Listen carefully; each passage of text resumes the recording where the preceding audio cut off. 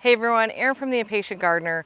Today I want to talk to you about fall. Now trust me, this pains me a little bit because I am a summer lover and I like to soak up every last drop of summer. But my mind is starting to think about fall gardening chores. And chief among my fall gardening chores is always planting bulbs. Now, I'm a big believer in planting a lot of bulbs. It is amazing how garden spaces just sort of eat up bulbs. So you buy like 100 bulbs and then you plant them and then spring comes and it doesn't feel like you have 100 flowers out there. I'm not sure how that math works, but it's always better, I think, to plant a lot of bulbs and to plant them in fairly close proximity. Then over time, of course, they multiply if you're planting something like a daffodil and you get lots of flowers then. But when you're just trying to add some in, plant a lot because it makes a big difference. Now, of course, if you're going to plant a lot, the problem with that is that it needs to be done efficiently because nobody wants to be standing out there freezing their fingers off in October and November. So you want to just get these in the ground and move on. So when it comes to planting bulbs, you might be used to a tool like this. This is a long-handled step-on bulb planter, but I haven't used one of those for a long time because these days I use this baby.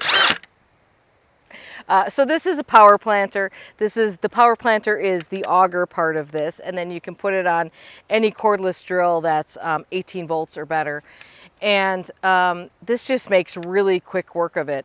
So we've talked about this before, but this specific auger that I have, this is a specific power planter, and I will put the link down below for you so you know exactly which one I'm using.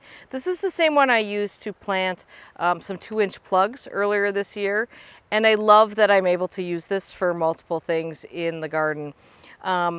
It's nice, it's going to make a nice big hole, so it shouldn't be any problem to get some really big daffodil bulbs in the ground, and it goes really quick. And frankly, that is what I'm most worried about when it comes to bulb planting. How do I get this done quickly? How do I plant hundreds of bulbs? So I thought what we do today, in the interest of a little bit of competition, is to put these two bulb planting methods head to head. So I'm going to plant the same number of bulbs. It happens to be 13, which is a random number. 13 bulbs with this, 13 bulbs with this in areas that are essentially right next to each other. So the soil all conditions will be the same. And we're going to time these to see how long it takes me to get these in the ground and see which is really the faster method. So here we go.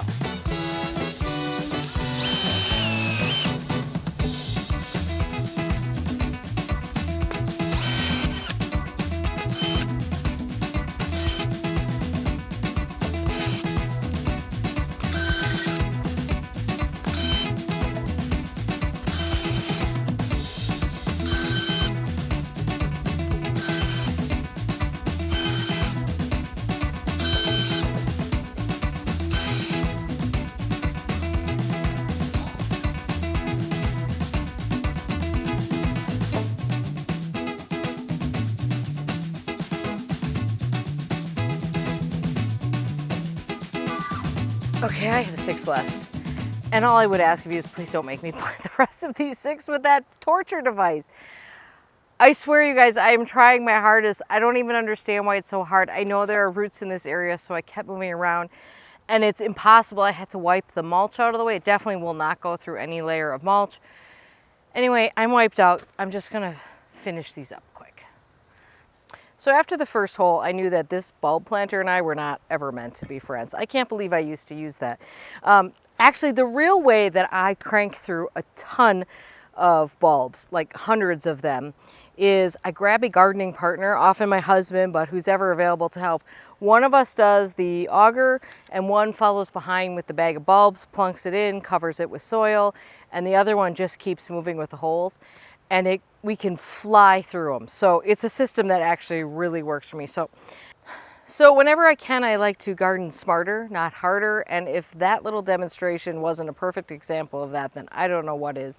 In fact, the only issue with this was that when I went to tip it up to sort of reward myself for a job well done, I got soil all over myself. So watch out for that. Other than that, I would say this is the way I'm going to be planting all my bulbs by the hundreds this year. So that's just one way to garden a little smarter this fall. instead of a little harder. Hope you guys are having a great day in your garden. We'll see you soon.